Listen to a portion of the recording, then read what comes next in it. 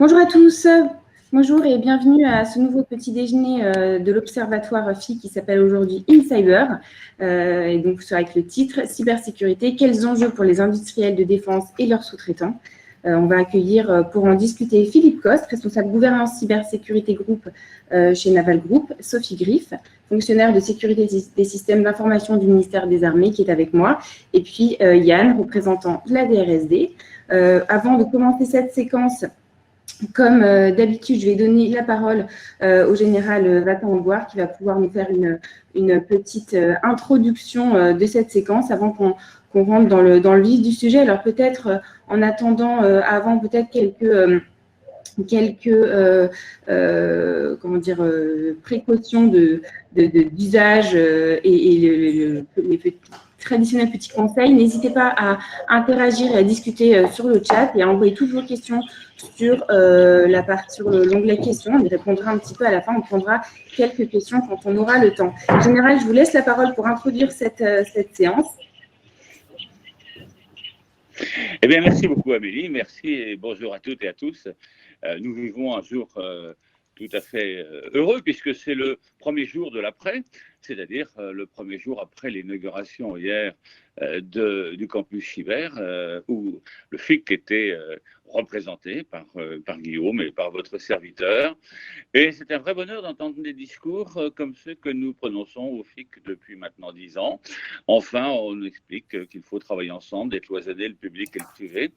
Et donc, nous pouvons considérer que tous les messages que nous passons ensemble, industriels, administration, forces armées, au FIC, eh bien, ce sont des messages qui portent.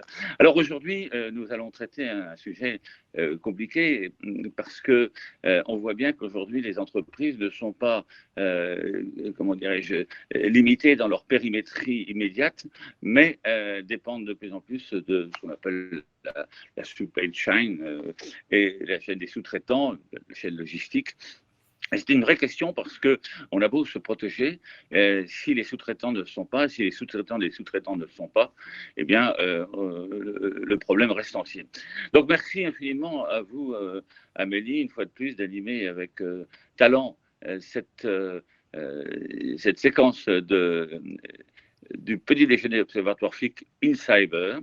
Et je remercie les intervenants qui vont nous donner le regard, leur vision sur ce sujet, qui est d'ailleurs un sujet que, comme cyber, a posé à l'IHEDN, dont je dirige la session souveraineté numérique et cybersécurité. Donc, vous voyez, c'est bien un sujet d'actualité et je vais vous écouter avec beaucoup d'attention. Merci à vous, Amélie. Je vous laisse la parole. Merci beaucoup, Général.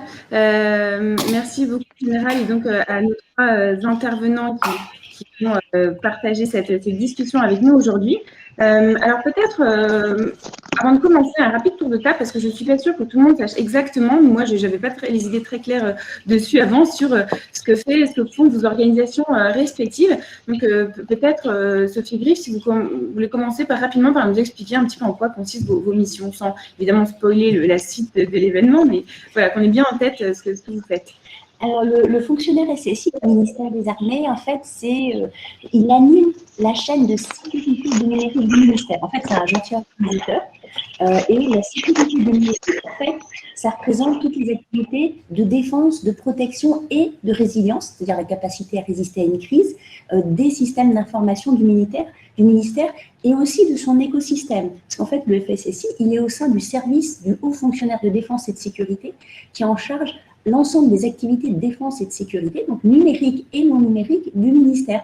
Parce qu'en fait, il y a une vraie importance à assurer une continuité entre la sécurité numérique et la sécurité non numérique, plutôt la sécurité physique et des personnes. Voilà. Et le service du HFCDS s'attache à la bonne organisation du ministère, mais aussi à ce que le ministère accompagne bien ses industriels au travers de dispositifs réglementaires, de dispositifs contractuels, mais aussi d'une démarche d'accompagnement, parce qu'en fait, comme l'a souligné le général, il y a une vraie continuité en termes de sécurité entre le ministère et son écosystème proche, et donc ses industriels. Très bien, merci beaucoup. Pascal Coste, est-ce que je peux vous demander aussi rapidement de décrire un petit peu vos missions? Oui, Philippe Coste. Moi, je suis donc responsable donc, de la gouvernance cyber effectivement de Naval Group. Donc, Naval Group, c'est un groupe industriel français qui conçoit, qui réalise et qui maintient des navires de combat, donc bâtiments de surface et sous-marins, et des systèmes de combat embarqués à bord de ces bateaux, de ces navires, et ceci pour les marchés France et export. Donc, Naval Group, dans le monde, c'est un peu plus de 15 000 personnes.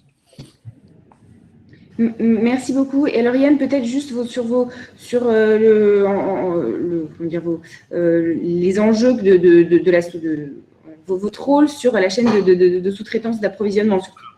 La direction du renseignement, de la sécurité et de la défense, c'est quoi exactement? C'est une mission principale, c'est la contre-ingérence, qu'elle soit au niveau économique ou des forces, avec deux volets principaux. Un volet, c'est renseigner, l'autre volet, c'est protéger.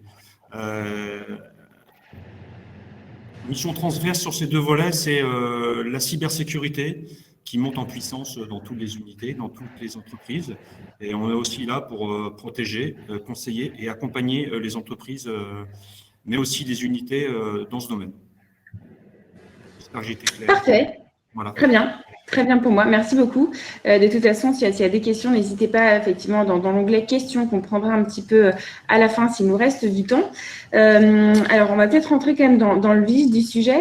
C'est vrai qu'on a beaucoup entendu parler depuis 18 mois, un an, 18 mois des attaques dites supply chain, en tout cas qui visent la chaîne d'approvisionnement et des sous-traitants et des fournisseurs.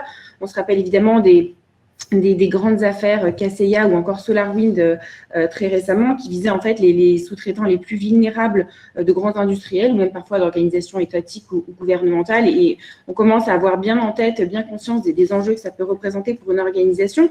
Mais ici, on parle bien du secteur de la défense et de la défense des forces armées, mais aussi des grands industriels de défense. Quels sont les enjeux spécifiques finalement qui sont liés à la sous-traitance, la chaîne de sous-traitance de l'industrie de la défense et plus largement de la défense et des forces armées. Sophie, peut-être, quel est votre point de vue là-dessus? Alors, en fait, l'écosystème industriel du ministère, il est bien évidemment soumis à la menace commune, la même que tout le monde.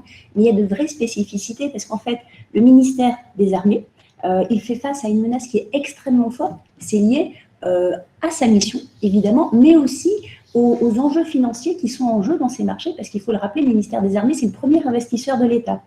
Et donc, il fait face à des acteurs menaçants extrêmement structurés et avec de très gros moyens, et parfois même des moyens qui sont supérieurs à ceux de notre pays. Et malheureusement pour son écosystème, en fait, l'écosystème industriel du ministère des Armées porte également la même menace, parce qu'il est beaucoup plus simple de piéger un système d'armes quand il est en développement et souvent moins protégé que quand il est déployé au milieu du désert, entouré par 200 commandos et puis par la personne. Voilà. Donc c'est un peu caricatural, mais c'est vrai. Et donc nos industriels portent notre menace. Voilà. Voilà. Et ensuite, un deuxième point particulier, c'est la durée de vie de nos systèmes d'armes. Donc on a des systèmes qui sont extrêmement complexes et qu'on garde très longtemps, des avions, des bateaux.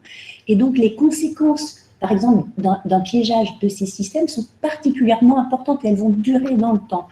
Et par ailleurs, il peut y avoir des conséquences directes du vol d'un certain nombre d'informations sensibles sur des systèmes qui vont, par exemple, rendre les forces plus détectables ou moins efficaces si on vole les caractéristiques d'un certain nombre de systèmes d'armes. Donc, en fait, les conséquences d'une attaque cyber peuvent avoir des conséquences directes pour l'efficacité des forces armées. Merci beaucoup pour ces précisions. Yann, comment vous voyez les choses de votre côté? Quels sont les grands enjeux ou les grands risques, en tout cas, liés à la chaîne de fournisseurs et de sous-traitance de l'industrie de défense? Le principal risque côté mineur, mais côté étatique, c'est plutôt un aspect stratégique et opérationnel, comme l'a dit ma collègue. Il suffit qu'une entreprise ne fasse plus des pièces et un groupe comme Naval Group ne pourra peut-être plus non plus concevoir et élaborer les systèmes de demain et d'aujourd'hui, bien sûr. Le second problème, ce sera plutôt côté économique et stratégique pour la société qui pourrait, au-delà de son image, perdre des marchés et ne plus travailler. Je vais prendre un exemple, en déni de service, être isolé. Et ça fait vite le tour dans le domaine de la cyber. Donc, pour moi, les risques principaux sont au niveau de l'État, opérationnel et stratégique, au niveau d'une société stratégique et économique. Et en fait, l'idée, c'est de travailler dans le même sens et de mutualiser et que de façon aboutie, ces risques soient connus, parce qu'il y a toujours des risques, mais maîtrisés au mieux. Merci beaucoup. C'est vrai qu'on parlera sans doute un peu plus loin de la coopération ici publique-privée finalement sur questions qui nous concernent tous. Pour finir cette première insertion dans le sujet, Philippe Coste, de votre point de vue, donc du point de vue de l'industriel, quels sont les risques associés? Les risques, ce qu'il faut bien voir, c'est qu'effectivement, les systèmes d'armes sont des produits stratégiques, bien sûr, qui sont extrêmement complexes, très souvent, et donc et de plus en plus numériques, puisque aujourd'hui, bien évidemment, la numérisation des systèmes est grandissante. Et donc, ces systèmes d'armes mettent en jeu beaucoup de fournisseurs, que ce soit des fournisseurs de produits qui sont spécifiques au marché de défense ou très majoritairement des produits qui ne sont pas du tout spécifiques au marché de défense. Et par ailleurs, donc, les grands systémiers intégrateurs donc, de l'industrie de défense sont donc très concentrés sur assez peu d'acteurs finalement. Et donc ces acteurs sont en grande visibilité et représentent donc des cibles privilégiées, comme on l'a dit, pour des attaques de type étatique, bien sûr, s'agissant de produits stratégiques, mais aussi de type terroriste, voire criminel, puisqu'on voit aujourd'hui que les attaques criminelles, les ransomware notamment, n'ont plus de limite, et que même des collectivités territoriales, des hôpitaux, etc., sont eux-mêmes attaqués. Donc pour ces grands industriels, c'est un défi majeur, et donc ces grands industriels ont renforcé leur protection vis-à-vis de ces attaques cyber, et donc bien évidemment, comme il a été dit, ces attaques ont tendance à se rediriger vers les entreprises, vers les fournisseurs, vers les PME qui sont, elles, moins bien protégées. Et donc, par effet domino, les attaquants cherchent à attaquer le système d'armes par rebond, par ce qu'on appelle la supply chain. Oui, donc on voit bien qu'il y a effectivement des risques qui sont liés à la fois à la complexité des produits dont on parle. Là, le système d'armes, effectivement, c'est pas n'importe quel produit sur étagère qu'on peut trouver dans le commerce. Il y a une question de durée de vie aussi, de produits encore un peu spécifiques qui se changent pas comme ça du jour au lendemain et qui font aussi qui sont composés d'une diversité, d'une multitude de petits composants qui rendent effectivement la tâche un petit peu compliquée. Donc quand on a dit ça, qu'est-ce qu'on peut dire aujourd'hui du niveau de maturité de ces souvent PME d'ailleurs, qui font partie de la chaîne de sous-traitance? Yann, qu'est-ce que vous avez pu constater sur le niveau de maturité des entreprises françaises? Je vais déjà faire un petit focus sur quelques chiffres qui vont réveiller les consciences, je pense. 80% des entreprises françaises ont, en 2021, eu une cyberattaque. Alors, quand on dit 80%, c'est 80% des entreprises qui ont détecté les... Il y en a qui n'ont pas détecté. Voilà. 40% des technologies utilisées sur les SI déployées dans les entreprises sont dépassées. Je parle de maintien en condition de sécurité. C'est pour vous donner quelques petits chiffres. Les vecteurs principaux d'attaque sont l'hameçonnage, le rançongiciel et l'attaque par déni de service en fonction des degrés d'attaque et de ce qu'on veut faire en fait. Voilà. Tout ça pour dire qu'au niveau des sociétés, principalement des PME, aujourd'hui, le niveau de maturité est assez hétérogène. Ça va du très très bien au moins bien. Quoi qu'il en soit, depuis quelques années, le niveau augmente et on est même surpris par certaines PME qui prennent à bras le corps ces problématiques au niveau des risques cyber. Je pense que c'est lié aussi à la communication du MINARM, de mon service, et aussi de l'ANSSI qui fait beaucoup au niveau du service public et au niveau de la communication ouverte sur ce domaine-là. Aujourd'hui, les PME, en effet, sont pour moi armées ou en tout cas vont être armées d'ici quelques temps pour gérer ces risques cyber. Aussi bien par le biais de l'État que par des sociétés sous-traitantes ou par les grosses sociétés du type Naval Group. Voilà. Deuxième point. L'autre point, c'est que il faut absolument que dans ces sociétés, le leadership soit fait. C'est-à-dire que la direction doit prendre en compte, dès que possible, ces problématiques qui sont vraiment liées à des problématiques économiques pour eux. Voilà. Donc aujourd'hui, si je devais faire un constat, c'est que c'est mieux en mieux. C'est pas parfait, mais ça avance dans le bon sens. Et on a bon espoir que d'ici quelques années, tout soit nominal.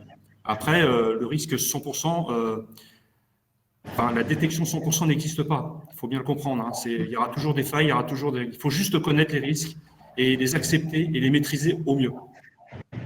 Oui, tout à fait. Puis on parlera un petit peu de la maîtrise, de la gestion des risques un peu plus tard dans cette séance. Effectivement, je crois qu'on a bien vu ces dernières années des campagnes de sensibilisation et qui ont permis une vraie prise de conscience. Et puis effectivement, la prise de conscience tout simplement parce que c'est un coût économique et que finalement, c'est toujours un petit peu là où disons, le nerf de la guerre. Alors, on parlait justement d'évaluer le niveau de maturité de ces entreprises. Philippe Coste, quels sont les outils dont on dispose aujourd'hui pour évaluer le niveau de maturité? Alors, ce sont en France, ou peut-être qu'il y a des exemples aussi à l'étranger sur lesquels on peut, en tout cas, qui peuvent servir d'exemple ou de piste de réflexion en tout cas? Oui, effectivement. Donc, cette évaluation aujourd'hui, elle passe par des processus, je dirais, assez classiques de questionnaires adressés aux fournisseurs ou d'audits, bien évidemment, menés chez eux, afin de mesurer notamment leur maturité cyber. Alors, cette maturité cyber, elle peut se mesurer sur plusieurs axes. Ça peut être la maturité cyber intrinsèque de l'entreprise, c'est-à-dire est-ce que l'entreprise a mis des moyens en interne, est-ce qu'il y a un responsable sécurité de l'entreprise, est-ce que l'entreprise est certifiée avec une norme, par exemple ISO, etc. Ça peut être sur sa politique RH, est-ce que l'entreprise mène une politique de sensibilisation, voire de formation à la cyber de son personnel. Ça peut être dans ses processus de production, est-ce qu'il y a des mesures de sécurisation de sa chaîne de production, de sa chaîne de développement logiciel, par exemple. Et puis évidemment de ses produits. Quelles sont les exigences cyber que l'entreprise applique sur ses produits. Et donc avec tout ça, on peut mesurer, avoir une bonne idée de la maturité cyber de l'entreprise. Alors ce qu'on peut reprocher aujourd'hui à cette méthode, c'est quelque part un manque d'harmonisation. C'est-à-dire que si moi je suis fournisseur par exemple de l'industrie de défense, eh ben, je vais voir arriver 2, 3, 4 questionnaires ou audits qui viennent de grands groupes industriels différents parce que tout ça n'est pas aujourd'hui harmonisé. Et donc, je vais passer du temps à répondre à des questionnaires, alors que si j'avais eu, on va dire, une démarche unique, unifiée, ben, je l'aurais fait une fois et ça aurait profité à tout le monde. Alors là-dessus, nos amis américains, le DoD, le département de défense, a mis au point un processus, parce que bon, le DoD a fait le même constat un petit peu que, je pense, que celui qu'on vient de faire ici. Et donc, ils ont mis au point ce qu'on appelle le CMMC, le Cybersecurity Maturity Model Certification, qui consiste quelque part à certifier les 300 000 fournisseurs de par le monde, pour le DoD, c'est 300 000 fournisseurs, donc au travers d'une certification. Et donc, à l'issue de cette certification, les entreprises reçoivent un niveau 1, 2, 3 niveaux, donc aujourd'hui, dans le CMMC. Et donc, c'est un processus gagnant-gagnant, parce que les entreprises ne répondent qu'une seule fois à un processus de certification. Une fois qu'elles ont répondu, elles sont classées, on va dire. Et puis le DoD, il a une bonne visibilité sur la maturité cyber de l'ensemble de ses fournisseurs. Donc ça, je pense que c'est un exemple qui pourrait nous inspirer pour quelque part harmoniser nos pratiques en la matière. Et donc en fait, ce système il va plus loin que le système qu'on a nous, enfin qui pourrait être celui de l'ANSSI, par exemple des qualifications, certifications. Là, ça va vraiment plus loin parce que ça ne certifie pas juste un produit, mais une entreprise, c'est ça? C'est exactement ça, oui. On ne certifie pas un produit, on certifie l'entreprise, et notamment la capacité de l'entreprise à assurer la sécurité des données qui lui sont confiées, par exemple. C'est un petit peu le cas du SMM. Je pense que c'est une voie inspirante. Oui, on reviendra aussi un petit peu tout à l'heure sur cette question parce que finalement, ça permet aussi d'avoir, ça permet au ministère des Armées, en l'occurrence au ministère de la Défense aux États-Unis, d'avoir aussi une base de sous-traitants sur lesquels ils peuvent, de confiance, sur lesquels qu'ils peuvent solliciter. Et ça, on en reparlera effectivement de comment on développe un écosystème de confiance sur ces secteurs qui sont assez particulier, mais même si on voit effectivement, Yann, vous l'avez dit, que globalement, il y a du mieux, même si c'est encore pas tout à fait ça. Philippe, quels seraient les risques finalement pour des industriels ou des PME, des sous-traitants fournisseurs qui ne pourraient pas, ne voudraient pas, ne réussiraient pas à monter en compétences? On a parlé des risques économiques. Quels seraient les risques finalement à long terme si on n'arrive pas à faire monter en compétences et à sécuriser ces fournisseurs et sous-traitants? Je vais être un peu direct. Les fournisseurs qui, demain, n'auront pas fait la démarche d'atteindre un niveau de maturité cyber suffisant vont être tout naturellement écartés des marchés. Quand vous voyez la montée en puissance, notamment par exemple, des objets connectés, des véhicules autonomes, de l'intelligence artificielle, etc., vous voyez bien que demain, les fournisseurs qui ne trouveront pas un certain niveau de maturité cyber sur ces sujets, eh ben, ne pourront plus être éligibles au marché. Ils sont plus à la course. Donc finalement, c'est une sorte de barrière à l'entrée sur certains marchés. N'hésitez pas, hein, Sophie et Yann, si vous souhaitez compléter, réagir. Voilà. Et vous aussi, je vois que le chat est très actif, comme toujours. C'est toujours très agréable. Si vous avez des questions, vraiment, n'hésitez pas à les entrer dans l'onglet questions pour qu'on puisse bien les distinguer et bien les repérer à la fin. Mais je vois qu'il y a déjà pas mal d'activités à la fois sur les questions et sur le chat. Donc voilà, merci de contribuer à l'animation de cette discussion. Alors, on va en revenir à ce qu'on disait justement. Finalement, pour tous on comprend bien que c'est pas évident, c'est pas facile pour ces PME d'acquérir les compétences, les capacités aussi, d'assurer leur cybersécurité et donc de contribuer à celle de leurs clients. D'où vient la difficulté particulière en fait de ce secteur? En fait, on imagine bien que ce secteur si particulier qu'est la défense a des exigences, des contraintes qui sont quand même pas celles de n'importe quel secteur industriel. Peut-être déjà, Sophie, des exigences ou des contraintes réglementaires? Alors, effectivement, en fait, il y a, je vois essentiellement deux spécificités du ministère des Armées, mais alors des spécificités qu'on retrouve sous des formes un petit peu différentes dans d'autres secteurs, par exemple très exigeants comme le secteur bancaire, même si elles s'expriment un peu différemment. Mais d'une part, c'est lié à la complexité de ce qui est fait et qui met en œuvre des chaînes de sous-traitance qui sont parfois très longues. Ce qui veut dire que la chaîne de confiance et la confiance qu'on doit construire, en fait, elle s'étale sur énormément de sous-traitants, y compris de tout petits acteurs très peu conscients du fait cyber ou très peu conscients de l'importance de ce qu'ils font dans le système d'armes au final, parce qu'eux, ils font juste un tout petit quelque chose, voilà, mais ils le font juste très bien. Voilà. Et ensuite, en fait, effectivement, le ministère des Armées, il a des exigences complémentaires en termes de sécurité, par exemple l'emploi du classifié qui fait l'objet d'une réglementation particulière, ou en termes de souveraineté. Souveraineté, c'est-à-dire on n'emploie pas forcément des technologies non maîtrisées sur le cœur des systèmes d'armes, où on essaye de l'éviter. C'est-à-dire technologies non maîtrisées, c'est-à-dire des technologies qui pourraient être, entre parenthèses, sous influence ou pré-piégées, entre parenthèses. Voilà. Ce qui fait qu'en fait, il y a certaines technologies très courantes qu'on ne s'autorise pas à utiliser. Par exemple, des technologies qui sont liées au cloud ou certaines technologies communicantes. Voilà. Et ça, ces deux aspects, enfin, les exigences réglementaires et les limites sur l'emploi de certaines technologies, font que les sociétés sont amenées à devoir mettre en œuvre des processus ou des technologies qui sont moins courants et qui peuvent être moins maîtrisés. Typiquement, le classifié de défense, tout le monde n'en a pas. Donc, le jour où on hérite d'un document classifié, savoir comment le gérer proprement, mettre en place l'organisation et les systèmes d'information adaptés, ça peut être un investissement assez lourd. Voilà. Idem pour l'emploi des technologies. Quand on est obligé de trouver des technologies alternatives, ça peut nécessiter des développements et l'emploi de technologies moins, je dirais moins grand public, donc peut-être moins souple. Voilà. Et donc ça, c'est une complexité et un poids supplémentaire qui vont peser sur nos industriels. Merci beaucoup. Yann, est-ce que vous souhaitiez peut-être compléter sur ce point, sur les exigences particulières qui peuvent s'appliquer au secteur de la défense? En fait, on en a déjà parlé avant, mais il faut comprendre que quand on crée un système d'information, par exemple, ou un système d'armement pour le MINARM, entre la conception et l'exploitation et l'opérationnel, il y a quelques années qui se passent. Et en fait, il faut que ces sous-traitants soient capables, tout au long de la vie de ce système d'armes, puissent le prendre en compte dans le maintien en condition de sécurité, dans le maintien en condition opérationnelle, qui change très rapidement en fonction des nouvelles technologies, des nouveaux vecteurs d'attaque déployés par les pirates dans ce domaine. Premier point. Deuxième point, outre le fait que les sociétés doivent prendre en compte les réglementations étatiques, par exemple l'IJ1300, l'IM 900 et l'IJ 901.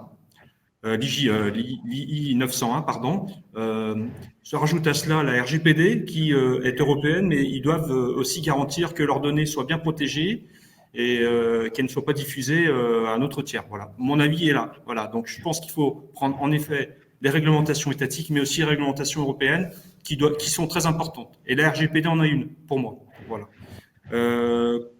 Concernant notre service et concernant le MINARM, en effet, nous, quand on se déplace, les recommandations et les obligations sont assez drastiques en fonction du niveau de sensibilité et d'exploitation du système d'information. Il faut bien comprendre que les données peuvent être sensibles et donc les obligations de sécurisation du système d'information doivent être prises en compte à T0 en fait. Voilà. Donc dès le presque by design en fait, by usage. Philippe, est-ce que vous souhaitiez rajouter quelque chose peut-être sur ce point, vous qui avez la vision de l'autre côté en fait, du point de vue de l'industriel qui donc fournit ces solutions qui doivent répondre à des exigences particulières? Vous l'avez dit, hein, la bonne pratique, c'est le cyber by design, hein, c'est-à-dire de prendre dès le début de la conception des systèmes d'armes l'aspect cyber en considération. Et ceci sur une approche qui tient compte non seulement du produit que l'on va développer, mais aussi de ce qu'on appelle l'écosystème du produit, c'est-à-dire tout l'environnement qui concourt à la conception, la fabrication et la maintenance de ce produit. Alors, dans cet environnement, on retrouve les plateformes de développement, les plateformes de test, d'essai, et bien évidemment la fameuse supply chain, bien évidemment nos fournisseurs, nos partenaires, nos sous-traitants. Très bien, merci beaucoup. Alors c'est vrai qu'on a beaucoup parlé là des risques, des problèmes, des enjeux, de ce qui n'allait pas forcément toujours très bien et ce qui était compliqué et difficile. Mais heureusement, la bonne nouvelle, c'est qu'il y a aussi des solutions et des façons de faire progresser les choses. On l'a évoqué rapidement tout à l'heure. Alors, quels finalement sont les outils, les méthodes à la fois techniques, technologiques, mais aussi humaines et organisationnelles, normatifs peut-être aussi, qui peuvent contribuer à la cybersécurisation de la chaîne de sous-traitance. Peut-être déjà, Philippe, tout simplement des mesures contractuelles. Alors, oui, bien sûr qu'il faut des mesures contractuelles, c'est-à-dire que la cyber doit être incluse dans les contrats, ça c'est bien évident, mais j'ai envie de dire que l'enjeu n'est pas tellement d'exiger plus, mais d'exiger mieux. Ce que je veux dire par là, c'est que ce n'est pas forcément en rajoutant des exigences sur des exigences que nos PME, notamment, vont être en capacité d'y répondre.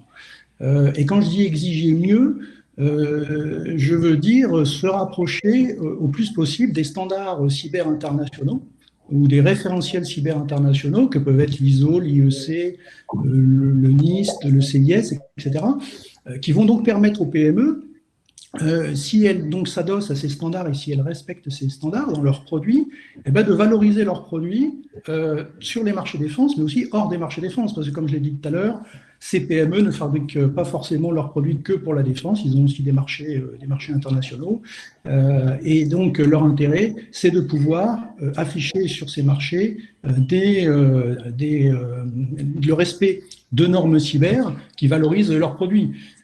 On voit très souvent la cyber un petit peu comme une contrainte, mais l'idée c'est un petit peu de la voir aussi comme une opportunité, c'est-à-dire d'être capable de dire moi PME, moi qui fabrique ce produit, ben regardez ce produit respecte tel standard et donc il répond aux exigences cyber du monde d'aujourd'hui.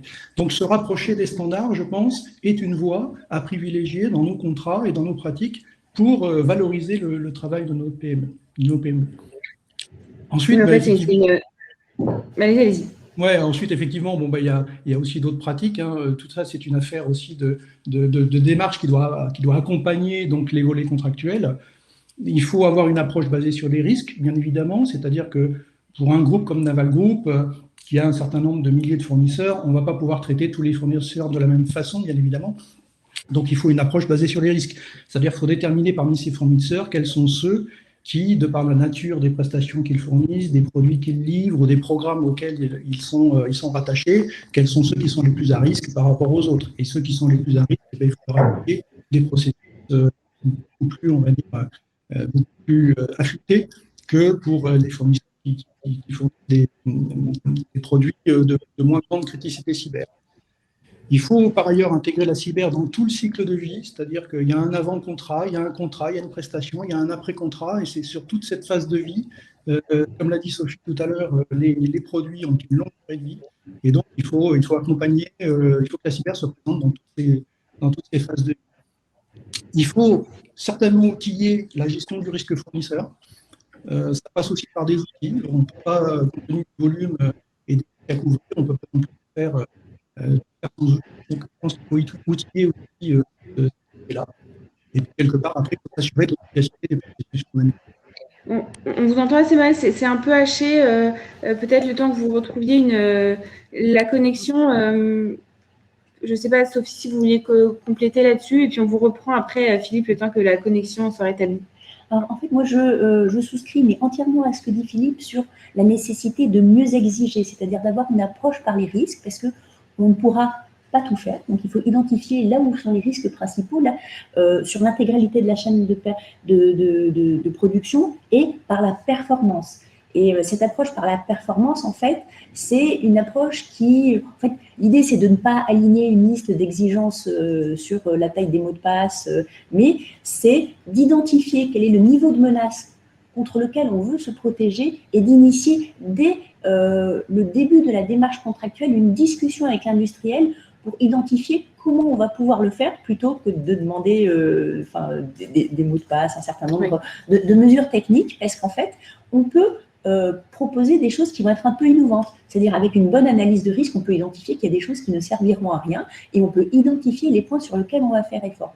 Mais aujourd'hui, ce qui est important, c'est de le faire dès le départ et ces exigences de performance, elles doivent porter en fait sur 3 aspects. D'une part, sur le système qu'on va produire, bien évidemment, mais, comme l'a souligné Philippe, sur tout l'écosystème de développement, qui en fait doit être protégé de la même manière. Et aussi sur l'organisation qu'on va mettre en place de part et d'autre. Parce qu'en fait, l'organisation, c'est aussi un axe d'effort très important. Ça ne sert à rien d'avoir des systèmes parfaitement sécurisés si, typiquement, le comité exécutif de la société n'est pas conscient des risques et n'est pas en mesure de prendre les bonnes décisions.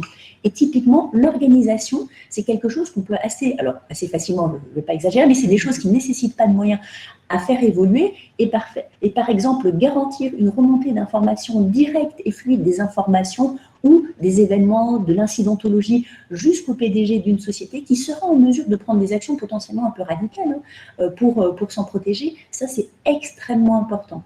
Aujourd'hui, la bonne organisation, c'est quelque chose sur lequel peuvent jouer les sociétés. Par exemple, en étant certain de rapprocher la chaîne de sécurité un petit peu classique, la sécurité physique de la chaîne de sécurité des systèmes d'information, notamment parce qu'il y a des systèmes numériques dans les systèmes de protection physique, et le fait aussi de rapprocher la chaîne de sécurité des systèmes d'information de la société qui protège ces systèmes de celle de la sécurité produit qui va sécuriser les produits de la société. Et le fait d'avoir une sorte de concertation assez fine entre ces 3 chaînes permettra d'identifier des pistes d'amélioration, mais aussi le fait d'être certain que le niveau d'attention qu'on porte au risque cyber est le même partout, qu'il y a une vraie continuité. Une vraie prise de conscience au niveau global de l'entreprise. Alors, peut-être, je ne sais pas, Philippe, si vous avez, si vous avez une expérience, un retour d'expérience, en tout cas là-dessus, sur la façon dont on sensibilise non seulement chaque employé derrière son ordinateur ou ses terminaux, mais aussi comme on sensibilise les dirigeants. Enfin, j'imagine qu'une entreprise comme la vôtre, les dirigeants sont relativement bien sensibilisés, mais peut-être parmi vos sous-traitants ou fournisseurs, comment on fait prendre conscience de ce risque en fait? Alors, c'est vrai que la politique de formation et de sensibilisation est très importante, puisque le maillon faible, c'est toujours l'humain en cyber. Donc, au sein de Naval Group, on a une politique assez volontariste sur le sujet. Ça commence par un e-learning cyber obligatoire pour tout le personnel au sein du groupe, un e-learning annuel qui est mis à jour tous les ans pour prendre en compte les nouvelles menaces ou les nouvelles pratiques. Ça consiste aussi dans des programmes de formation cyber qui sont adaptés aux différents métiers. On ne forme pas forcément de la même façon des acheteurs, des logisticiens, des responsables système, des développeurs, des architectes à la cyber. Donc on a des programmes de formation spécifiques et spécifiquement étudiés pour ces différents profils.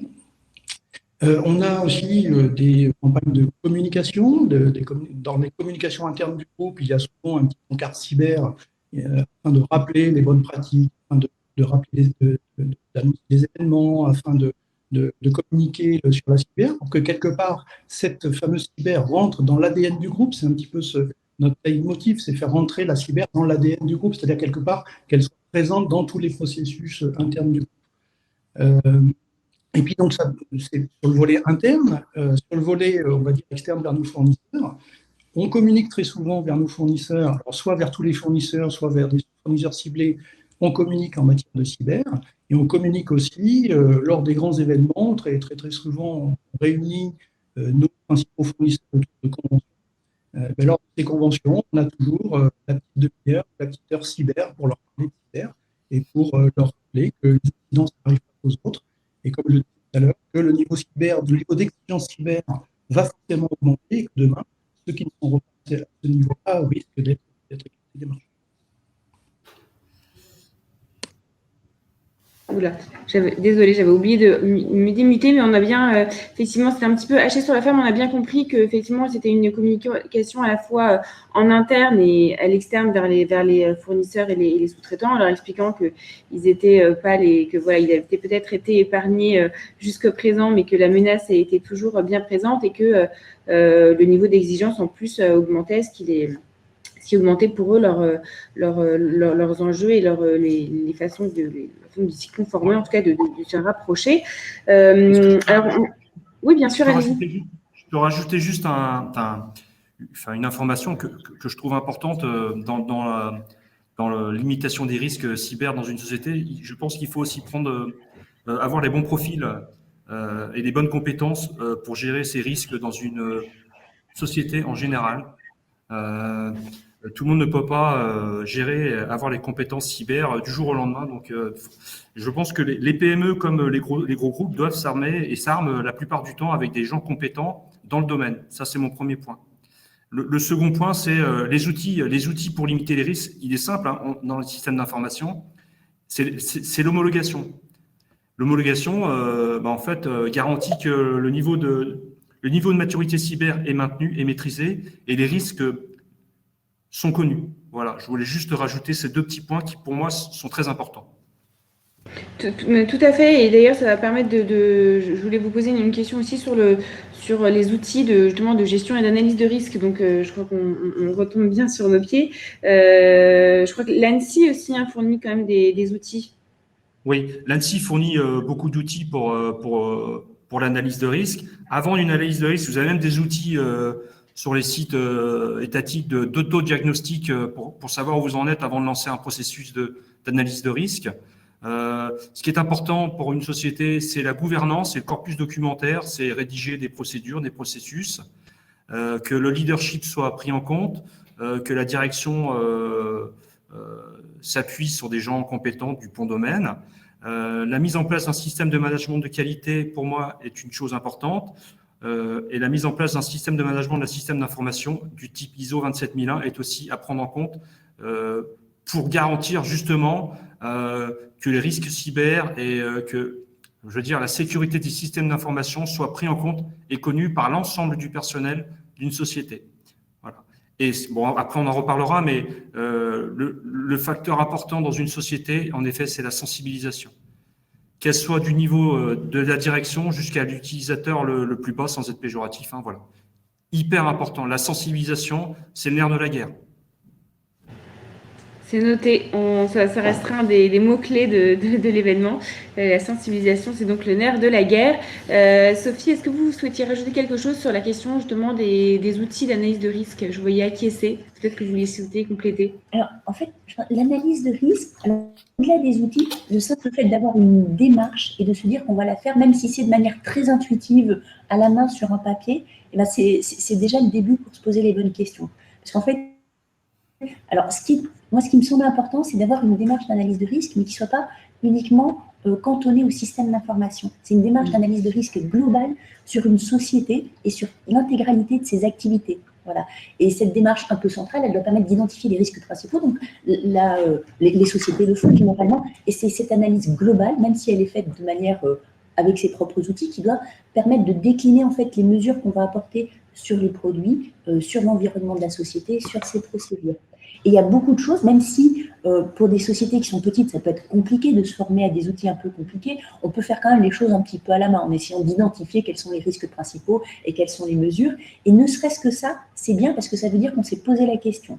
Et ensuite, quand on va regarder effectivement comment identifier en fait les risques résiduels et comment les accepter en fait sur les systèmes d'information, il faut avoir évidemment des démarches qui vont être adaptées aux enjeux des systèmes. C'est-à-dire qu'il faut déjà avoir une cartographie, même si elle est approximative, c'est déjà important de savoir ce qu'on a. Et ce n'est pas toujours le cas. Il faut avoir une cartographie de nos systèmes. Alors une cartographie, c'est une liste déjà. Voilà. C'est juste une liste, identifier ceux qui sont importants, ceux qui le sont moins.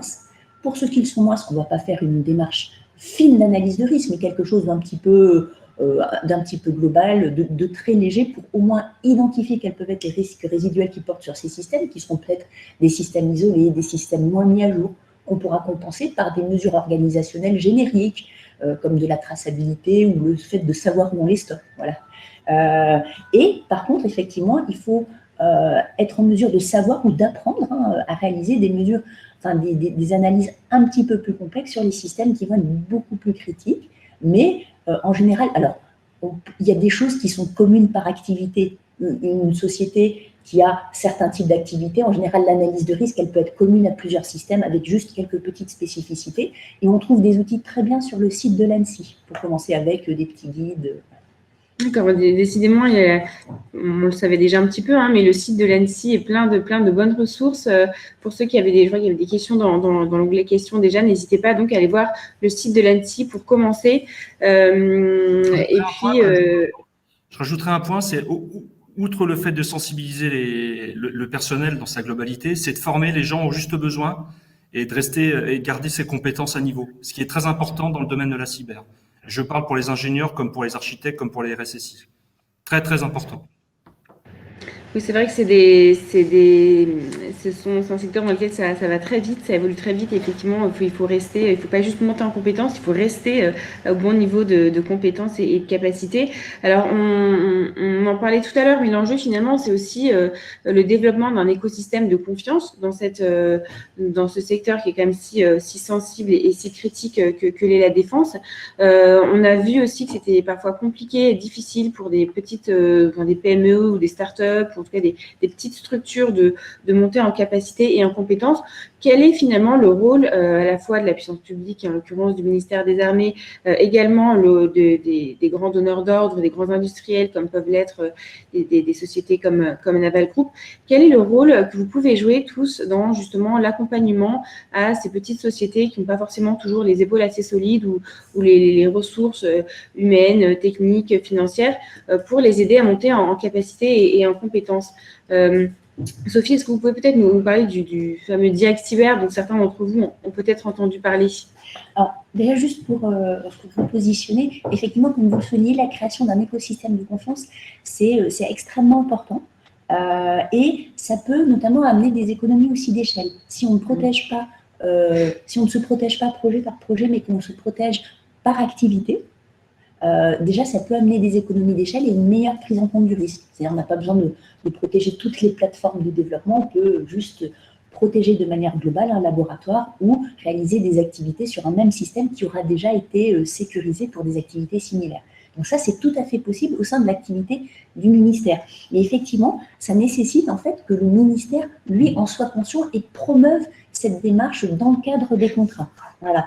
Et alors, au-delà, le ministère, effectivement, pour pousser à la mise en place de cet écosystème de confiance, en fait, ce qui pousse assez largement, c'est le recours aux dispositifs de l'ANSSI, parce qu'en fait, les dispositifs de l'ANSSI, en fait, ils sont utiles pour l'intégralité de l'activité d'une société. Si elle est amenée à les maîtriser pour son activité de défense, elle les maîtrisera aussi pour son activité duale et ça s'appliquera parfaitement bien. Après, effectivement, le ministère, il pousse aussi des choses qui sont un petit peu plus spécifiques à l'activité de défense, eu égard à sa sensibilité, comme par exemple, il y a un petit dispositif qui est poussé, qui est le Diag Cyber, qui est en fait un cofinancement d'un diagnostic, donc un cofinancement apporté par le ministère, donc il y a quand même une partie du financement apporté par la société, qui peut permettre de faire un premier diagnostic, un premier état des lieux de la société avec la proposition d'un premier plan d'action qui permettra d'identifier les principaux axes d'effort à réaliser et peut-être pour une société de prioriser en fait ce qui doit être fait. Voilà. Parce qu'effectivement, la première chose à faire, c'est poser un état des lieux. Voilà. Alors, sachant que ça peut faire peur, la sécurité, parce que depuis le début, on identifie qu'il faut qu'il y a beaucoup de choses à faire, il y a des analyses de risque, il faut recruter des gens, il faut les former, il faut prendre. Mais il y a quand même beaucoup de choses, c'est du bon sens. Et ça, on le voit notamment au travers des audits ou des inspections qu'on peut conduire dans le cadre de l'activité. En fait, quand il y a des trous dans la raquette, et ça concerne les gros comme les petits, parfois, c'est un problème, je dirais pas de bas étage, mais c'est de la logique dans la construction, dans la manière dont on a vu l'activité. Il y a un trou dans la raquette que personne n'avait vu, et ça suscite des vulnérabilités particulières, alors même que les gens sont formés. Donc, en fait, il y a beaucoup de bon sens et de continuité à avoir, et ça, c'est possible pour tout le monde. Voilà. Et après, il y a des dispositifs aussi particuliers que met en place le ministère, et certains c'est le début, donc il y a des dispositifs d'accompagnement et de conseil, notamment représentés par la DRSD. Il y a la DGA qui met aussi en place des dispositifs particuliers, un peu plus sur les aspects métiers, en mettant en place par exemple des conseillers SSI qui vont pouvoir aider les industriels à bien prendre en compte les exigences SSI, à bien les négocier dans leur contrat. Voilà. D'accord. Par exemple, j'ai reçu un contrat, il y a écrit DR dedans, c'est quoi DR? Oui. Voilà, diffusion restreinte.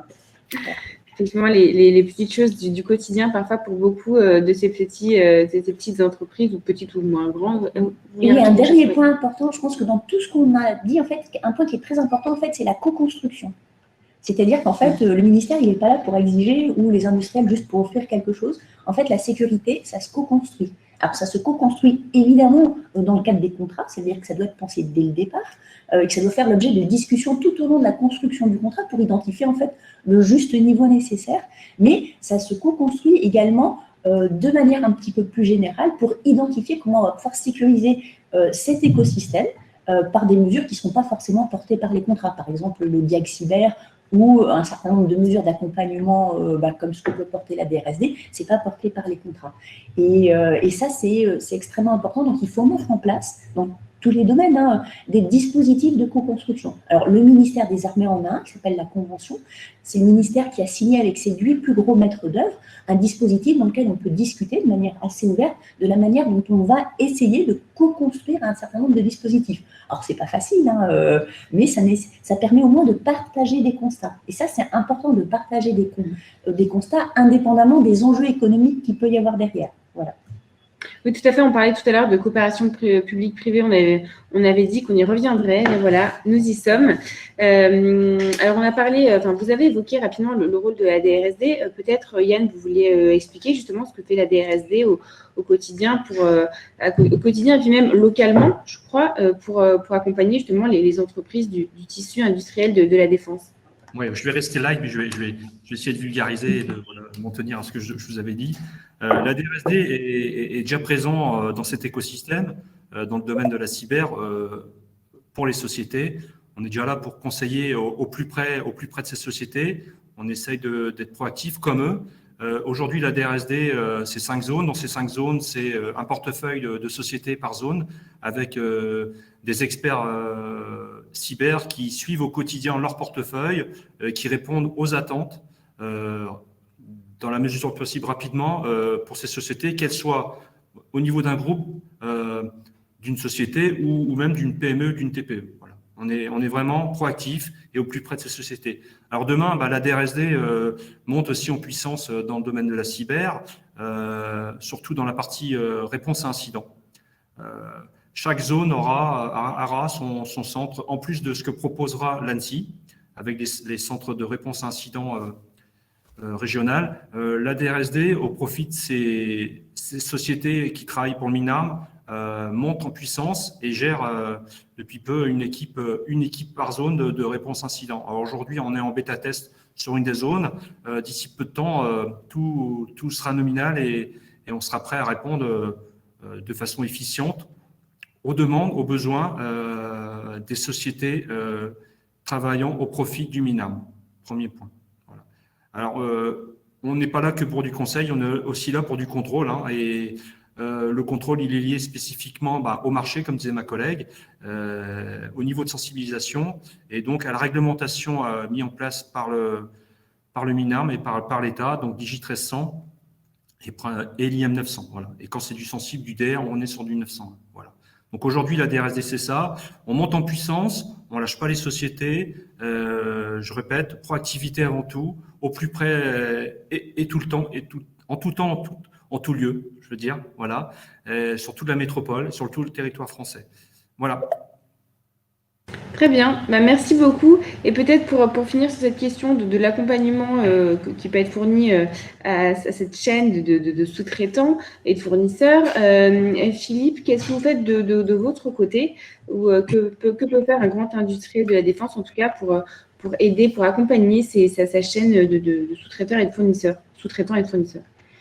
J'ai envie de dire que la première responsabilité donc, des industriels, elle est surtout vis-à-vis de leurs clients et de leurs contrats. Et donc, il est important que la cyber soit l'une des performances exprimées dans ces contrats et que quelque part, elle soit financée. Parce que bien évidemment, la cyber a un coût et il ne faut pas masquer. Et donc, si on veut atteindre un certain niveau de performance dans nos produits, il faut bien le financer. Au-delà de ça, je pense que la cyber est un enjeu économique, voire sociétal majeur, et qui ne concerne pas que la défense. Et donc, je pense qu'il faut une vraie politique publique pour accompagner les tissus de PME, PMI à accroître leur niveau de résistance aux attaques cyber.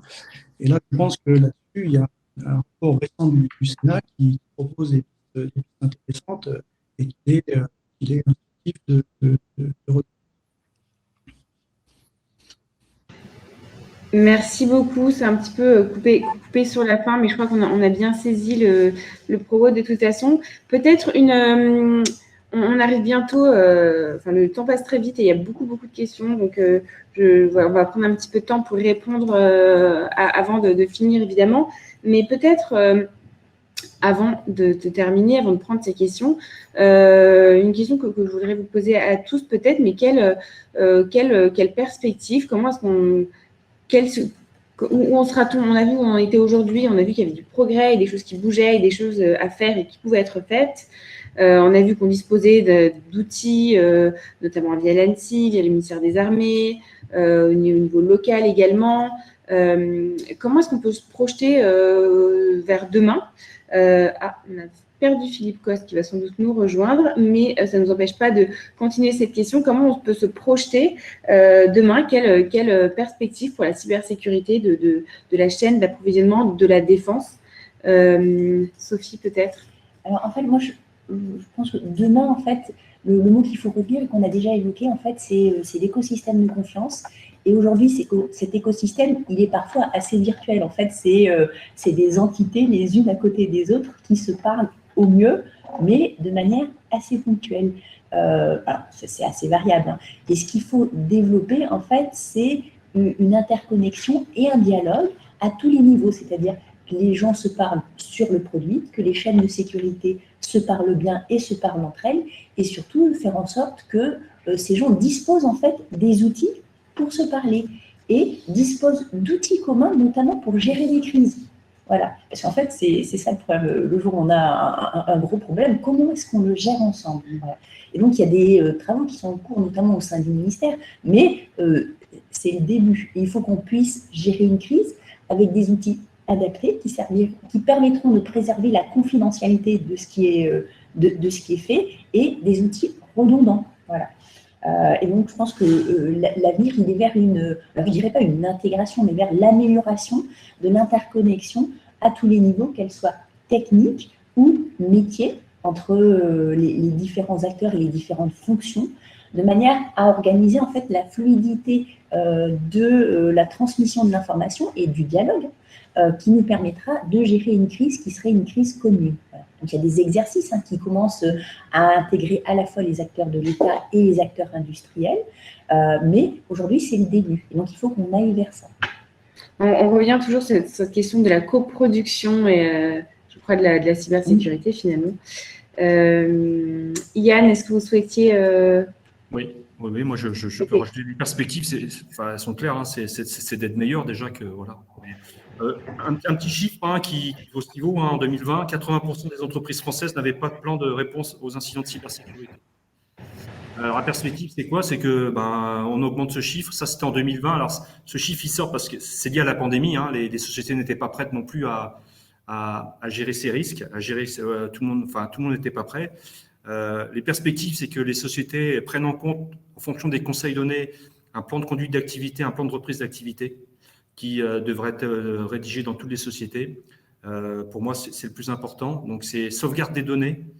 Mais tout ça, pour moi, on est plutôt sur du positif et je pense que d'ici peu de temps, les sociétés, avec toute cette communication, seront armées dans ce domaine avec tous les outils proposés, tous les conseils et avec le personnel des sociétés qui monte aussi en puissance et en compétences dans ce domaine-là. Voilà.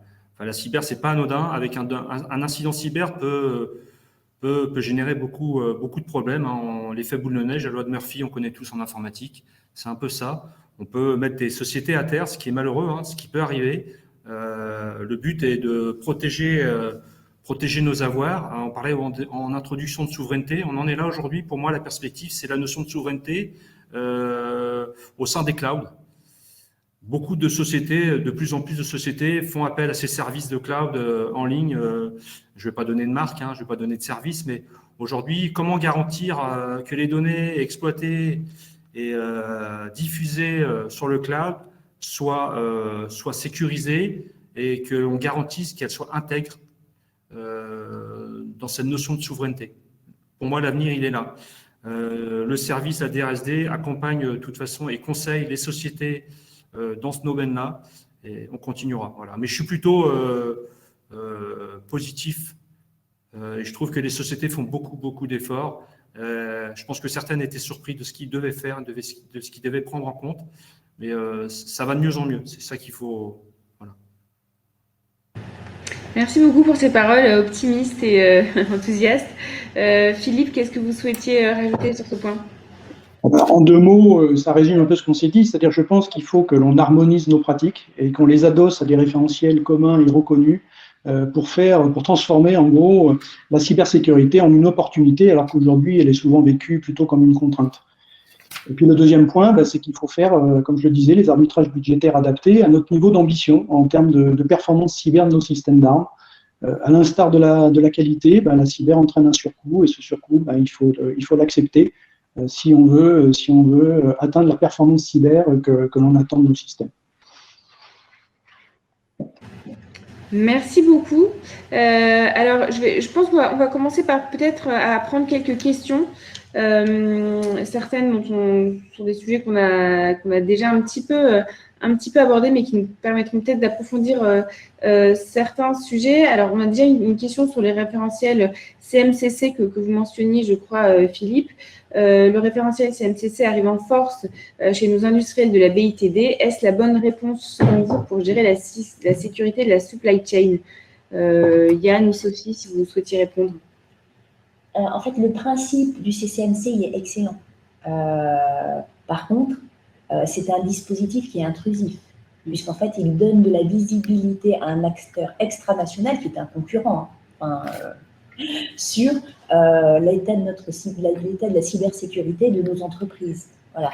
Donc, mais ça, c'est pas à moi d'en parler parce que c'est des choses qui sont en cours, mais il y a des travaux pour trouver l'équivalent au niveau national ou européen. Et ça, c'est une des pistes d'avenir. Parce qu'effectivement, se protéger, même si le dispositif est excellent en termes de conception, il ne faut pas se tirer une balle dans le pied en donnant à des concurrents les outils pour par exemple, voler des marchés à des sociétés. Voilà. Donc ça, il y a des réflexions. Voilà.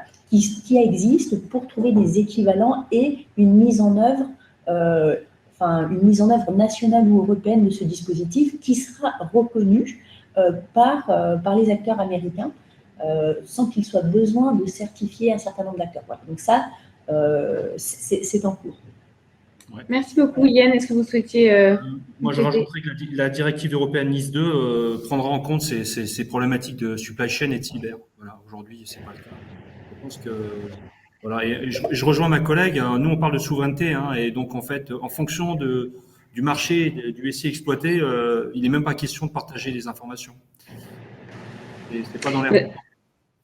Et donc, je crois que ça répond à une autre question qui était la question de la souveraineté dans le choix des outils était-elle déterminante? Donc, je crois que vous y avez un petit peu répondu, mais je ne sais pas si vous souhaitiez développer ou… Oui, en fonction des outils. En fait, les outils, dans le cadre de la souveraineté, les outils doivent être qualifiés, certifiés ANSI. Il y a tout un panel de outils. Donc, en fait, pour commencer, il faut déjà prendre des outils, des certifiés ANSI pour exploiter des données souveraines et françaises, en fait. Voilà, déjà pour commencer. Donc, ça va par là. Et puis après, c'est lié au contrat de marché. Et comme disait ma collègue, à plein d'autres réglementations en cours. Et en fait, il ne faut pas le voir comme une obligation. Utiliser des outils non souverains, c'est donner ces données à quelqu'un. Alors même si elles peuvent être potentiellement chiffrées, c'est donner une visibilité sur votre activité à ce quelqu'un qui est potentiellement un concurrent. Voilà, parce qu'en fait, il y a beaucoup d'États qui soutiennent leur industrie en leur donnant des informations. Voilà.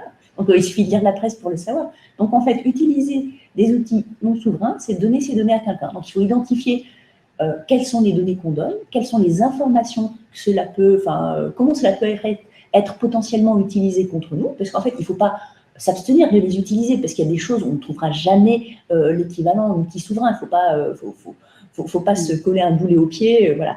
Mais il faut être conscient de ce qu'on fait et avoir la conscience des risques. C'est la première étape vers identifier la partie des activités qui sera suffisamment sensible pour mériter un investissement supplémentaire sur, par exemple, du staking cloud, des dispositifs un peu plus souverains qui sont fatalement un peu plus coûteux, ou des dispositifs internes. Voilà. Merci beaucoup. Alors, je prends les autres questions. Que pensez-vous de l'initiative du président Biden suite aux attaques SolarWinds et MS Exchange d'imposer aux agences fédérales de mettre en œuvre des architectures Zero Trust? Le constat est que cette décision du public embarque mécaniquement le secteur privé. Alors, oui, alors en fait, ils sont beaucoup plus prescriptifs que nous, les Américains. Après, mais peut-être qu'ils peuvent se le permettre parce qu'ils ont plus de moyens aussi. Voilà. Après, le Zero Trust, c'est des types d'architecture particuliers. Il y a probablement des solutions médianes à trouver. L'État français, il n'est pas prescriptif de cette manière. Il est plus prescriptif, en fait, sur l'effet à obtenir et pas forcément sur le moyen de l'obtenir. Voilà. Aujourd'hui, ce qui est important, c'est d'identifier des demandes qui soient réalistes pour nos industriels. Et pour nous, parce qu'il faut qu'on soit en mesure d'accompagner, de suivre et de vérifier que c'est fait. En ayant des exigences qui sont peut-être trop importantes, je ne suis pas sûre qu'on atteigne l'effet. Voilà. Donc, après, est-ce que le Zero Trust est accessible ou non? Les architectures 100% Zero Trust, c'est quand même, c'est pas accessible partout, notamment quand il y a des systèmes d'information qui ont un historique. Parce qu'en fait, on ne peut pas juste repartir de zéro. C'est peut-être possible sur des systèmes qui sont purement bureautiques, assez souples, mais notamment dans le domaine de la défense, on utilise des systèmes de production, des plateformes qui comprennent beaucoup d'informatique industrielle et qui sont quand même des systèmes assez complexes, avec un historique assez lourd qu'on maintient pendant longtemps. Donc, c'est des choses qui ne sont pas, en tout cas pour le domaine de la défense, qui ne sont pas accessibles, voilà, à mon avis, de la manière dont c'est, en l'imposant de manière assez radicale. Donc, il faut trouver des choses qui soient plus souples et opérables. Parfait, souplesse et opérabilité donc. Alors, une question qui est relativement pratique cette fois-ci. Où peut-on consulter ce Diag Cyber dont vous parliez? Ah oui, alors je pourrais envoyer, je pense qu'il doit y avoir un lien ou une référence sur le site du ministère. Ouais. Alors normalement, les entreprises qui sont concernées ont reçu un courrier d'information de la DGA et celles qui pourraient être intéressées et qui ne l'ont pas reçu peuvent se rapprocher de la DGA pour se renseigner. D'accord. Mais je pense qu'il doit y avoir un lien quelque part. Voilà, voilà. On diffusera. Il est sur le ministère de la Défense. C'est ça, ok. Sorti du ministère. Sur le site du ministère, donc n'hésitez pas à aller farfouiller pour trouver ce lien. On vous l'enverra de toute façon si vous le trouvez pas. Alors, on a une question qui est répondue, je pense, dans ce que vous aviez expliqué tout à l'heure sur un équivalent du CMMC pour la France et pour les Européens. Donc, je crois que ça vous avez répondu à cette question. Est-il envisagé dans un futur proche que les exigences cyber de la LPM soient applicables aux fournisseurs du secteur de la défense? Oui. Mais c'est déjà le cas, en fait. Oui, ce que C'est déjà le j'allais cas. vous demander. C'est déjà pris en compte. Hein. Parfait. Donc, c'est donc le cas. Alors, quelles sont, selon vous, les bonnes pratiques et actions possibles pour éviter le piégeage de systèmes lors de leur développement? En fait, on en a parlé, le développement d'une chaîne de confiance. Alors, la chaîne de confiance, c'est savoir ce qu'on développe, comment on le développe et où on récupère les ressources qu'on utilise pour développer. Voilà. Alors, par exemple, quand on télécharge des choses sur Internet, c'est avoir une politique de téléchargement, pas télécharger n'importe où, n'importe. Enfin, voilà. Donc, c'est identifier des sites de confiance, avoir des passerelles qui permettront d'identifier si on télécharge des virus. C'est savoir à qui on achète des choses et dans quelles conditions. C'est savoir à qui on sous-traite des choses, dans quelles conditions. C'est gérer nos interfaces aussi. C'est-à-dire quand les interfaces, en fait, c'est les interfaces techniques avec d'autres systèmes d'information qui peuvent être ceux de sous-traitants ou de co-traitants. C'est le fait d'avoir, quand les systèmes ne sont pas interfacés, par exemple, une politique d'innocuité qui disent qu'est-ce qu'on demande? On demande aux gens un certificat d'innocuité, dans quelles conditions c'est réalisé. Nous, qu'est-ce qu'on réalise comme test? C'est avoir des pratiques qu'on va distribuer tout au long de la chaîne de sous-traitance, c'est-à-dire décliner de manière adaptée, parce qu'on ne va pas demander la même chose à un maître d'œuvre, un intégrateur majeur du ministère et à une petite PME. Donc, il faut leur apporter de manière adaptée en fait, ces exigences pour créer un écosystème, donc une chaîne de confiance qui permette de suivre en fait ce qu'on intègre dans nos systèmes du début à la fin, voilà. Et avoir un œil critique sur la manière dont on acquiert, parce qu'en fait, on ne développe pas tout, on fait beaucoup d'intégration de choses qui existent déjà par ailleurs, de plus en plus, d'ailleurs, de plus en plus, le développement de systèmes NAM s'appuie sur des choses qui sont faites dans le civil, voilà. Et donc, c'est avoir un œil critique sur ce qu'on développe et savoir où on l'achète, dans quelles conditions. C'est noté. C'est lié à la politique sécurité de système d'information de l'entreprise et du service de développement qui doit prendre ça en compte. Et je suis d'accord avec ce que dit ma camarade. En plus, je rajouterais que, outre le fait d'écrire les procédures et de les appliquer, il faut aussi les contrôler. Ce qui est important dans cette chaîne de confiance, c'est que de temps en temps, il faut contrôler, faire de l'audit de code, vérifier que le développement est bien en cours. Voilà. Et en fait, ce qui est aussi important, c'est de se rendre compte qu'en fait, la sécurité du système, ce n'est pas uniquement des mesures techniques, c'est aussi beaucoup de mesures organisationnelles et bon sens. Par exemple, pas donner accès à n'importe quoi, à n'importe quelle ressource à des stagiaires. Je dis ça comme ça, mais par exemple, voilà. Donc, c'est faire attention aussi à l'accès à nos ressources. C'est savoir qui accède à quoi et quand, pour pouvoir retracer s'il se passe quelque chose. C'est contrôler l'accès à un certain nombre de ressources. Oui, vous disiez, Yann, le besoin d'en connaître. Exactement, c'est très important dans le domaine de la cyber. Encore plus qu'effectivement que dans beaucoup d'autres. Alors, on a une question peut-être pour vous, Philippe, mais parce que vous l'avez déjà un petit peu évoqué tout à l'heure, comment les RH sont associés à la prise en compte des risques pour l'ensemble de la structure? Pardon, je n'ai pas entendu la question. Comment les RH ? Les RH sont associés à la prise en compte des risques pour l'ensemble de la structure. Vous avez parlé tout à l'heure de la façon dont vous avez, de l'importance de la formation et de la sensibilisation. Les RH, ils sont concernés, bien évidemment, alors par tout ce qu'on connaît, c'est-à-dire le processus de recrutement, le processus qui est mis en œuvre quand les gens quittent la société, le processus de gestion des stagiaires, etc. Donc, tout ce qu'on connaît bien au sein des sociétés pour gérer ce qu'on vient d'évoquer, c'est-à-dire le droit d'en connaître, l'accès aux informations éventuellement classifiées, l'accès au système d'information. Donc, là, c'est tout le pan gestion, on va dire, du personnel. Après, Il y a la politique de formation et de sensibilisation, donc, qui est effectivement mise en œuvre notamment par les RH et aussi par, chez nous, un organisme spécialisé, Naval Group University, qui est chargé donc, de la formation et de la sensibilisation du personnel. Et donc, c'est donc la gestion de la participation de notre personnel à ces différentes sessions et l'organisation de ces sessions. Voilà. Merci, merci beaucoup pour ces précisions. Alors, il y avait une question, toujours Philippe, sur ce que vous disiez tout à l'heure sur le risque que pourraient courir des entreprises qui ne pourraient pas se mettre au niveau, qui seraient éventuellement exclues de certains marchés. Est-il envisagé que les donneurs d'ordre les aident, ces entreprises, donc, par un soutien financier ou humain? Et sinon, n'avez-vous pas peur qu'ils cachent leurs faiblesses pour éviter de perdre des marchés? Oui, c'est très certainement un risque, bien évidemment. Après, vous savez, il y a un vieil adage qui dit on ne peut pas tromper tout le monde tout le temps. Donc, je pense que les sociétés qui, demain, essaieront de cacher leurs faiblesses dans ce domaine-là, ne pourront pas les cacher très longtemps. Et je pense qu'il faut avoir plutôt une vision positive. C'est ce que je disais tout à l'heure. C'est-à-dire qu'il ne faut plus voir la cyber comme une contrainte. Il faut voir la cyber comme une opportunité, notamment pour ces entreprises. Il faut qu'elles prennent le train en marche. Il faut qu'elles se transforment. Il faut qu'elles prennent en compte la cybersécurité et comme l'a dit Sophie, ça ne veut pas forcément dire dérouler des programmes importants, dépenser beaucoup d'argent, etc. Ça peut être très simplement mettre en place des mesures qu'on appelle d'hygiène informatique ou de bonnes pratiques informatiques qui sont des mesures de base. Là aussi, le site de l'ANSSI propose des guides très bien faits pour mettre en place un premier niveau de sécurisation.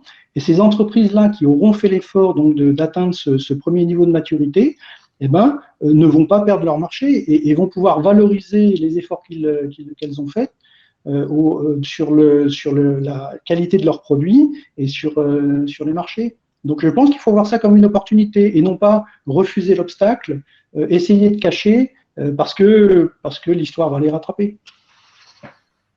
Donc, voir la cybersécurité comme une opportunité et comme un avantage à terme, finalement. Alors, sur la question de la co-construction et de la coopération dont on parlait tout à l'heure, que pensez-vous d'associations de collaboration de partage de vulnérabilités comme MITRE, par exemple? Est-ce que ces collaborations pourraient être promues au sein de filières entre fournisseurs et sous-traitants, par exemple? Aujourd'hui, en fait, il y a la création de communautés de cercles de défense qui ont vocation à partager en fait un certain nombre de choses au sein de la communauté de défense. Donc ça, c'est des choses qui s'organisent et qui ont vocation notamment à prendre en compte des technologies qui vont être plus spécifiques de la défense. Donc il y a déjà des échanges qui se font avec certains industriels sur des choses qui sont plus spécifiques au domaine. Voilà, donc ça, c'est des choses qui se construisent. Nous, c'est en progression aussi. Comme beaucoup des choses dont on a parlé aujourd'hui, c'est assez optimiste finalement. Alors, je regarde, est-ce qu'il y a encore des questions? On a déjà balayé pas mal des sujets. N'hésitez pas si vous avez encore quelques questions. Il nous reste encore quelques minutes. Je vais aller vérifier dans le chat si on n'a pas oublié certaines questions. Moi, je peux rajouter quelque chose en attendant, comme ça. Oui, bien sûr, allez-y. Moi, je voudrais ce qui est important aussi à prendre en compte dans le cadre de la cybersécurité, c'est la cyber-résilience. Dans une société, c'est très, très important à prendre en compte. La cyber-résilience, c'est pour moi c'est important, en fait. C'est se préparer. En fait, la cyber-résilience, c'est quoi? C'est se préparer à perdre des données. En fait, c'est connaître le risque et le maîtriser au mieux. Et pour ça, déjà, c'est adopter une position plutôt positive que négative et se préparer au pire. Voilà. Et dans ce cas-là, il faut bien prendre en compte et mettre en place une gouvernance dans les sociétés. Pour moi, en effet, outre l'aspect technique qui est important, l'aspect organisationnel et documentaire, le corpus documentaire, doit être pris en compte très, très rapidement. Voilà. Merci beaucoup pour cette petite précision. Est-ce que vous avez d'autres questions? N'hésitez pas à les envoyer sur l'onglet questions. Je vais regarder du coup. Hop, est-ce qu'on a des nouvelles questions? quel rôle va jouer quel rôle va jouer le campus cyber pour le MINAR? Donc ça, c'est une question un peu plus large. Je sais qu'il a été inauguré hier. Ça ferait presque l'objet d'un petit déjeuner entier, en fait. Je ne sais pas si vous voulez répondre très rapidement en un mot. Je ne suis pas une spécialiste du campus cyber, mais en fait, ça va être une caisse de résonance et une interface aussi pour permettre à des gens de se rencontrer qui ne se rencontraient pas forcément, pour mettre en avant des dispositifs et pour ouvrir en fait les acteurs du ministère qui vont être présents, en fait, ils vont être ouverts vers tout un tas d'acteurs de manière assez souple en fait. C'est un espace de rencontre avec des règles facilitées pour permettre aux gens de se rencontrer, c'est-à-dire on n'est plus obligé de connaître quelqu'un, de prévoir 10 jours à l'avance et d'attendre 6 mois, voire un an et demi pour rencontrer quelqu'un. Enfin, c'est une vraie ouverture vers un certain nombre d'acteurs étatiques et privés, qui doit permettre de favoriser l'innovation, alors sur les produits technologiques, mais pas que. On a vu justement, en sécurité du numérique, en cyber, il y a beaucoup de choses qui sont liées à l'organisation aussi, et on peut aussi innover sur ces aspects-là. Merci pour cette réponse. Et puis, je pense qu'il y aura pas mal. Il y a eu déjà et il continuera à y avoir pas mal de littérature sur le sujet dans les jours qui viennent suite à l'inauguration de hier, il me semble. Alors, il y a une question un peu technique, je ne sais pas, pratique en tout cas. Une société française d'origine américaine et détenue par un fonds canadien peut-elle accéder au marché de sécurisation des SI de la défense en tant qu'auditeur certifié PASI ou d'assistance à la maîtrise d'œuvre, où son ADN nord-américain est-elle un frein? Alors aujourd'hui, en fonction de ce que veut faire une société, par exemple, si elle a besoin d'être habilitée pour détenir du classifié, effectivement, il faut qu'elle apporte la garantie qu'elle sera en mesure de protéger la confidentialité des données. Et son organisation va avoir un rôle. Donc, le fait d'avoir des adhérences avec effectivement d'autres pays, c'est pas rédhibitoire, mais il va falloir apporter des garanties complémentaires. Voilà. D'accord. Pour effectivement garantir qu'il n'y a pas quelqu'un qui va partir avec un disque dur et aller filer à une agence de renseignement étrangère. Voilà. Donc, ça nécessite d'apporter des garanties. C'est pas, ça peut se faire, mais c'est fatalement un peu plus, ça peut prendre un peu plus de temps. Ça peut être un peu plus compliqué. Voilà. Mais il faut pouvoir l'expliquer et apporter les garanties nécessaires. Très bien. C'est noté. J'espère qu'on a répondu à votre question. Donc, on a parlé tout à l'heure de la cartographie, que ce soit des opérations des assets vitaux ou même du SI. Vous avez vu que c'était vraiment un socle, une base très importante. Comment le favoriser, cet exercice? Comment favoriser l'exercice de cartographie? Encourager, faciliter, j'imagine. Alors déjà, je pense que ça devrait être obligatoire. Faut le poser comme quelque chose d'obligatoire d'avoir une cartographie. Alors, je dirais plutôt un inventaire dans un premier temps, parce qu'en fait, c'est essentiel de savoir ce dont on dispose. Voilà. Donc, globalement, là-dessus, il faut être quand même, je pense, à tous les niveaux assez directifs. Il faut déjà le poser comme quelque chose d'obligatoire et ensuite, quand même, pour le favoriser, parce que y poser des avantages. C'est-à-dire, par exemple, ce qui peut se faire, c'est quand les gens déclarent leur système d'information, ils ont accès à des services supplémentaires, qui peuvent être des services de sécurité ou d'autres types de services. Quand ils raccrochent leur petit système d'information à un socle maîtrisé, eh bien, ils vont accéder à des fonctionnalités supplémentaires. Voilà. Donc, il faut quand même qu'il y ait un aspect incitatif, parce que les bénéfices de savoir ce dont on dispose, ils sont évidents. Et souvent, alors pas souvent, on ne peut pas généraliser, mais quand même, les systèmes oubliés ou développés dans un coin vont être beaucoup plus difficiles à maintenir, ça va être plus coûteux. Donc, donc n'importe qui a tout intérêt à déclarer son système d'information et à le raccrocher en termes d'organisation, en termes techniques, à des socles qui vont permettre d'en faciliter la mise en œuvre. Le maintien en conditions de sécurité et le maintien en conditions opérationnelles.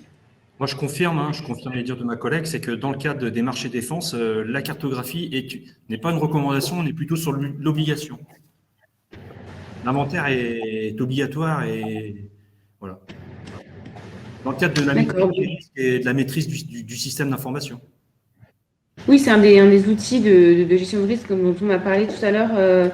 En effet, bon, on arrive un petit peu à la fin du temps qui nous avait été imparti. On a déroulé pas mal des questions, il me semble. Est-ce que peut-être tous les trois, vous souhaitiez rajouter quelque chose avant de conclure? Un mot de la fin. Parce qu'en fait, on est fort au niveau de son maillon le plus faible. Donc, en fait, c'est vraiment un exercice collectif. Voilà. Un exercice collectif. Non. Et c'est vraiment une opportunité aussi. Voilà, je pense que ça a été beaucoup dit par Philippe, mais je pense qu'il faut vraiment en être conscient. En tout cas, nous, on en est convaincus. D'accord. Effectivement, je crois que ça fait partie des 2 grands messages de cette session, la co-construction, la coopération, et puis l'opportunité et l'avantage que peut représenter la cybersécurité plus qu'un coût ou qu'une contrainte. Yann et Philippe, est-ce que vous souhaitiez peut-être un dernier mot pour… Nous, dans le cadre des marchés défense, en plus de l'aspect technique, on a des règlements, on a des mesures drastiques à prendre en compte. Donc, on a une couche supplémentaire, je veux dire. Pour moi, ce qui est important aujourd'hui, dans la limite du besoin à connaître, c'est le partage des informations pour qu'on aille tous dans le même sens et qu'on puisse industrialiser, entre guillemets, la cyber pour que tout le monde soit convaincu de l'efficience des outils et des mesures à prendre en compte dans un écosystème qui bouge en permanence. Ça n'arrête pas, en fait, c'est permanent. Voilà. Faut pas être naïf. La confiance doit être limitée, même si on doit faire confiance. Voilà. Merci beaucoup. Philippe, un dernier mot? Moi, je pense qu'on a tout dit. On a parlé d'opportunités. J'ai vu passer une question là récemment qui était aussi intéressante, qui parlait de fracture numérique et de cybersécurité. Je pense que, comme je le disais tout à l'heure, c'est aussi un enjeu sociétal. On a beaucoup parlé d'enjeux stratégiques, économiques, mais c'est aussi un enjeu sociétal. Et la fracture numérique il ne doit pas y avoir de fracture cyber. C'est-à-dire, je pense, on m'a parlé des PME, il y a aussi les TPE, les très petites entreprises, il y a les artisans, par exemple, dans notre tissu économique. Et je pense que tous ces acteurs-là qui ont besoin du numérique, qui ont besoin d'Internet s'ils veulent développer leurs affaires, eh ben, doivent être protégés, doivent avoir les capacités à se protéger à leur niveau des attaques cyber qui aujourd'hui n'ont pas de limite et n'ont pas de tabou, j'allais dire. Très bien. Bah, écoutez, merci beaucoup à tous les 3, donc Yann, Sophie Gripp et Philippe Coste pour vos interventions d'aujourd'hui. Merci à tous ceux qui aussi avaient été présents sur Livestorm et toujours pour cette chat animée et ces grandes discussions. On vous retrouve au mois de mars. On va vous communiquer la date et le sujet très prochainement. Et puis, bien sûr, le replay, je crois qu'il y avait des questions là-dessus. Le replay sera disponible sur le site InCyber, sur la chaîne YouTube même InCyber dans les jours qui suivent. On va juste monter un petit peu ce replay et vous le rendre disponible. Merci donc encore une fois à tous les 3 et puis à tous, bonne journée et donc on se retrouve au mois de mars. Au revoir. Merci, au revoir. Au revoir, bonne journée.